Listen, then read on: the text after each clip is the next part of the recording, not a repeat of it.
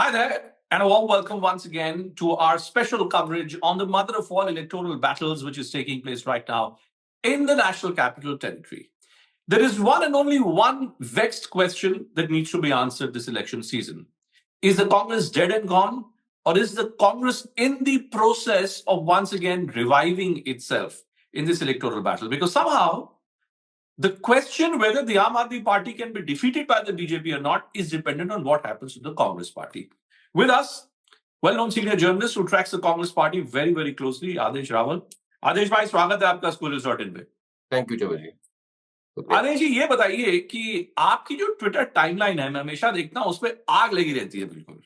कांग्रेस और कांग्रेस के गलियारों से संबंधित जितनी खबरें शायद आप ब्रेक करते हैं, शायद ही आपसे ज्यादा कोई पत्रकार होंगे जो इसे ब्रेक करते हैं।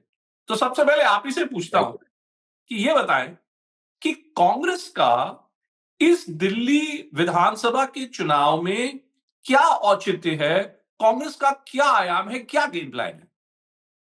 देखिए, कांग्रेस पार्टी ने लगभग ये तय कर लिया है कि उनको ये लगता है कि बीजेपी उनका पुराना दुश्मन है, लेकिन जो नया दुश्मन है वो आम आदमी पार्टी है। और कांग्रेस पार्टी की कोशिश ये है कि वो लगभग 12 से 15% वोट शेयर चाहती है, जो अभी 4.5% है। और उसमें साफ साफ है कि अगर ऐसा होगा तो आम आदमी पार्टी सरकार नहीं बन पाएगी, क्योंकि इन पिछले 11 साल में 2013 में, 2015 में और 2020 में, इन 3 टर्म्स में और 11 साल में कांग्रेस पार्टी पिछले 2 टर्म से 0 है और 2013 में 8 सीटों पे थी। तो कांग्रेस पार्टी के जो दिल्ली, पंजाब और गुजरात, इन 3 राज्यों के नेताओं ने राहुल गांधी को ये बात समझाई, उनको कन्विंस किया कि देखिए, हम जहां-जहां रीजनल पार्टी जिस भी राज्य में आती है, पश्चिम बंगाल, बिहार, उत्तर प्रदेश, आंध्र प्रदेश, उड़ीसा और अब दिल्ली और पंजाब, वो वहां कांग्रेस पार्टी कभी उभर नहीं पाती, उसका वोट बैंक वापस नहीं आ पाता। तो हमें सबसे पहले आम आदमी पार्टी से लड़ना होगा। राहुल गांधी इस बात से कन्विंस हुए और इसीलिए कांग्रेस पार्टी, आज आपने देखा होगा कि राहुल गांधी आज गए थे दिल्ली के एक इलाके में जहां उन्होंने कहा कि पेरिस वाली दिल्ली। और कल राहुल गांधी ने भी सीधा हमला बोला केजरीवाल के ऊपर। आज देखिए, कांग्रेस पार्टी सबसे पहले टारगेट करेगी अरविंद केजरीवाल को और आम आदमी पार्टी को, ये उनकी स्ट्रैटेजी है। फिर उसमें सवाल ये उठता है कि भाई सरकार बीजेपी की बन जाएगी, उसकी इनको परवाह नहीं है। इनको ये लगता है कि अगर हमने अपना खोया वोट बैंक पा लिया, चाहे वो 10% हो, 15 हो, 20 हो, या वो सीटों में हो, 5 हो, 10 हो, 15 हो, जो भी हो, वो तो समझ में आएगा 8 तारीख को जब रिजल्ट आएगा। तो बेसिकली कांग्रेस पार्टी को लगता है कि हमें सबसे पहले अरविंद केजरीवाल को हराना है, पहले दिल्ली में और उसके बाद फिर पंजाब में। लेकिन ये बताएं आदेश कि क्या इसको इस नजरिए से नहीं देखा जा सकता कि अगर कांग्रेस पार्टी की मंशा ये है कि आम आदमी पार्टी को किसी भी तरीके से रोकना है, हराना तो चलिए एक अलग बात है, रोकना है दिल्ली में, क्या इस मुहिम में हमने देखा समाजवादी पार्टी, ममता बनर्जी, दोनों ने ही अरविंद केजरीवाल को अपना समर्थन देने की बात कही है। तो जो इंडिया अलायंस जो बन रहा था, क्या राहुल गांधी इसलिए तैयार है कि अरविंद केजरीवाल को रोकने के लिए इंडिया अलायंस की तिलांजलि दे दी जाए? इसमें 2 पार्टी और जोड़ लीजिए, अखिलेश यादव, शिवसेना उद्धव ठाकरे, टीएमसी और आज शरद पवार। अब इंडिया अलायंस की 4 पार्टियों ने अरविंद केजरीवाल को अपना समर्थन दे दिया है। हालांकि इन चारों पार्टियों का कोई वोट बैंक दिल्ली में नहीं है।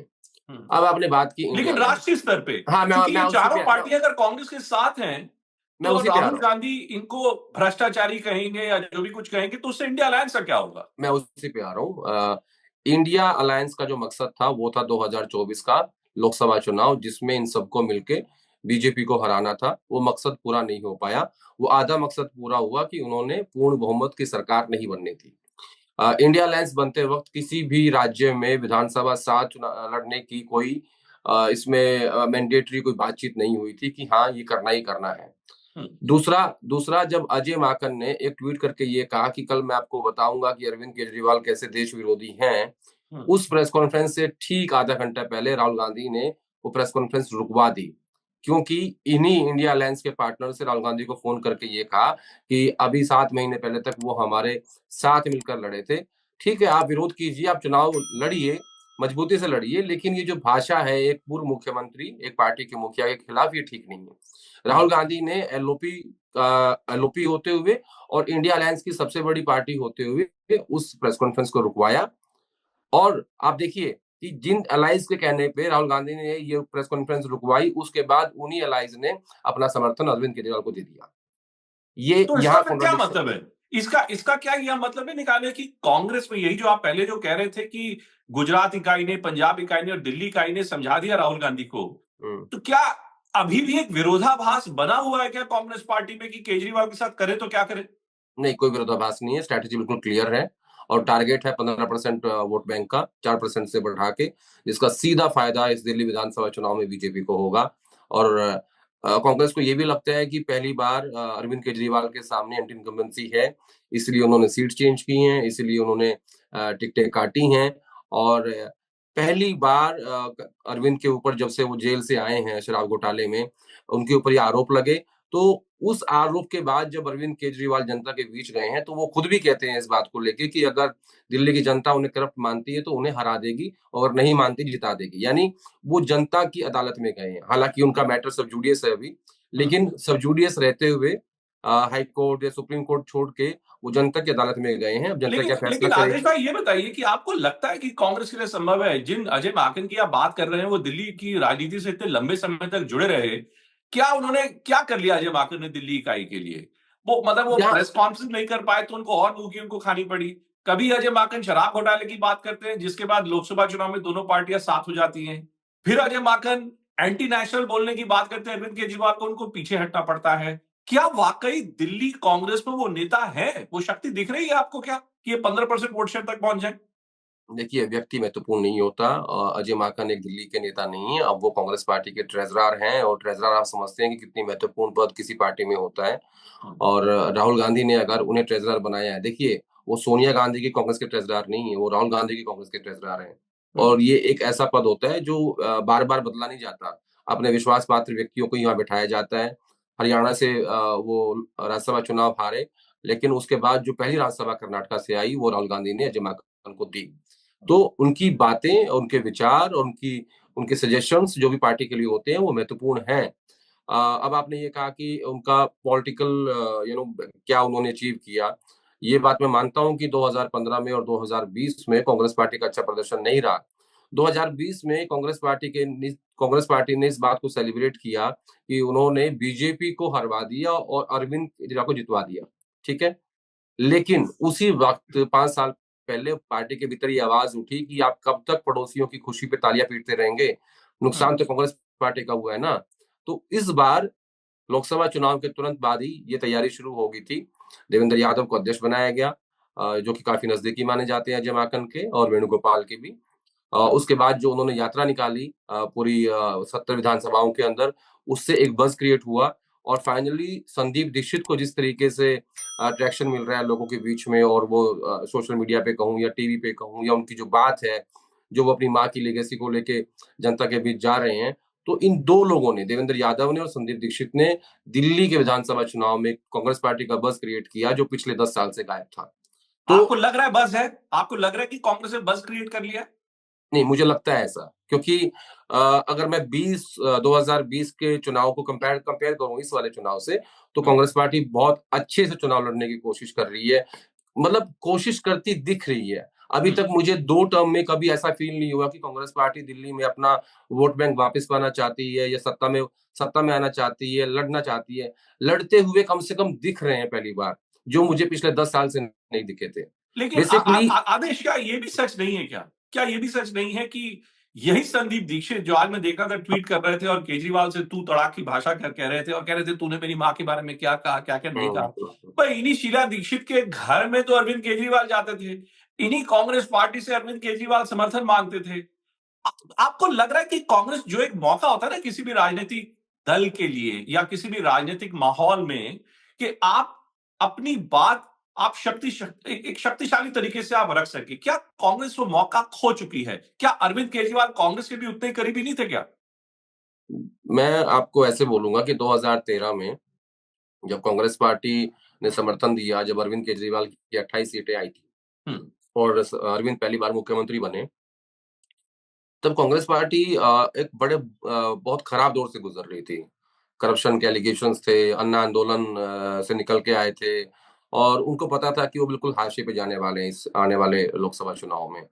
और कांग्रेस पार्टी में वो थिंक टैंक थे जिनको ये लगा कि हमने बीजेपी को रोकना है, तो इसलिए हम अरविंद को समर्थन दे देते हैं। लेकिन कांग्रेस के ताबूत में आखिरी कील ठोकने वाला कोई व्यक्ति है तो वो अरविंद केजरीवाल है। हाँ, उसका बेनिफिशियरी जरूर बीजेपी बनी है, लेकिन उस लोकपाल, उस अन्ना आंदोलन और उस आंदोलन के जरिए जितनी भी चीजें उस दौर में हुई, वो निर्भया कांड, वो थी जो कांग्रेस के ताबूत में आखिरी कील थी, और उससे कभी कांग्रेस पार्टी उभर नहीं पाई। आप देख लीजिए, 14 में 44 सीट, 19 में 52 सीट और अब 99 सीट। 100 टच नहीं कर पाए 3 टर्म्स के अंदर, ठीक है। तो वो सारा कंट्रीब्यूशन कांग्रेस पार्टी का, अरविंद केजरीवाल का था। अब आपको अगर ऐसा लगता है कि ये कोशिश नहीं होनी चाहिए, देखिए अरविंद केजरीवाल सोनिया गांधी की नेशनल एडवाइजरी काउंसिल में शामिल होना चाहते थे, ये सबको पता है, जग जाहिर है। जितने भी लोग उसमें थे उन सबसे बात भी की गई और कोशिश भी हुई, लेकिन वो नहीं हो पाए। अरविंद केजरीवाल दिल्ली में एक एक्टिविस्ट के रूप में जब वो घूमते थे, तो जाहिर से संदीप दीक्षित एक सांसद थे, उनसे भी उनकी मुलाकात होती थी और उनके वो घर भी जाते थे। ये बात सही है, ये हमने कई सीनियर नेताओं से सुना भी है और एक दो बार हमने शायद देखा भी है। तो लेकिन जब अरविंद केजरीवाल ने एक आंदोलन शुरू किया, और जिसके मैं उसको फाउंडर बोलता हूँ, और उसके बाद जब वो उससे उभर के आए, जब वो नेता हो गए, तो उन्होंने उन सारी सीढ़ियों को तोड़ दिया जिस पे पैर रखा। आप मेरी बात समझ रहे हैं? जी कि जी जी। जिस जिस सीढ़ी पे वो पैर रखते गए, उसको तोड़ते गए, जो राजनीति का पहला उसूल है। तो रहे होंगे सम्मत, मैं कहाँ मना कर रहा हूँ, लेकिन अब नहीं है। अब वो एक मजे हुए खिलाड़ी हैं। आप देख लीजिए, आप एक बात देखिए, अरविंद ने स्टार्टिंग में वैगनार में चले, मेरे पास वैगनार है और मैं इसके खिलाफ हूँ, वीवीआईपी कल्चर के। शीला दीक्षित के पास एक ग्रैंड विटारा होती थी, जो मैंने खुद देखी हुई है, और एक जिप्सी आगे चलती थी, एक पीछे चलती थी। अब अरविंद किस पे चलते हैं? एमजी ग्लोस्टर, जिसका प्राइस अराउंड 55 लाख के आसपास होगा, और आगे पीछे 7 से 8 इनोवा चलती हैं। अरविंद ने कहा कि मैं बड़ा घर नहीं लूंगा। शीला दीक्षित रहती हैं उस घर में जहां आज डॉक्टर मनमोहन सिंह का घर है, जहां उनका निधन हुआ है, उस घर में रहती थी। अब अरविंद के घर का मुद्दा इतना बड़ा मुद्दा है जो बीजेपी ने क्रिएट किया है। तो ये सब बातें हैं, ये बात सही है आपकी। 10 साल बाद मैं ये जानने का प्रयास कर रहा था कि कांग्रेस को 10 साल में ये एहसास हो चला है कि अपना अगर वजूद तलाशना है तो केजरीवाल को दुश्मन करार देना पड़ेगा, उसका फायदा अगर बीजेपी को मिलता है तो मिलता रहे। हाँ, ऐसा मुझे लगता है, क्योंकि ऐसा मुझे इसलिए लगता है कि कांग्रेस पार्टी को ये कि हम कब तक बीजेपी को रोकने के लिए दूसरों को जिताते रहेंगे, कब तक उनका कैडर इस बात को लेकर संतुष्ट रहेगा, सेटिस्फाई रहेगा कि नहीं, हमने बीजेपी को हरा दिया। कब तक राहुल गांधी इंडिया अलायंस के सहयोगियों को जिताते रहेंगे और या उनकी मदद करते रहेंगे, या शांत हो जाएंगे, एग्रेसिव कैंपेन नहीं करेंगे और कांग्रेस पार्टी उसकी उस कोर्स पे कमजोर होती जाएगी। देखिए, अभी सबसे अच्छी बात यह है कि पंजाब में सरकार बने 3 साल हुए हैं और दिल्ली में सत्ता गए हुए 11 साल हुए हैं। जब आप बाकी राज्यों में देखेंगे, बिहार में, उत्तर प्रदेश में, पश्चिम बंगाल में, उड़ीसा में, वहां बहुत लंबा समय हो गया है जहां कांग्रेस पार्टी वापस सत्ता में लौट के नहीं आई। तो यहाँ इनको लगता है कि यहाँ अभी भी हम अगर एक अच्छी और सच्ची कोशिश करें तो ये एक डुएबल जॉब है, ये हम कर सकते हैं, यहाँ बात बन सकती है। ये जमीन अभी बंजर नहीं हुई है, अभी भी फर्टाइल है। ओके, आदेश, बहुत बहुत धन्यवाद आपका। Thank you so much for joining us and turning the spotlight squarely on what the Congress is really achieving to do in this Delhi Assembly elections.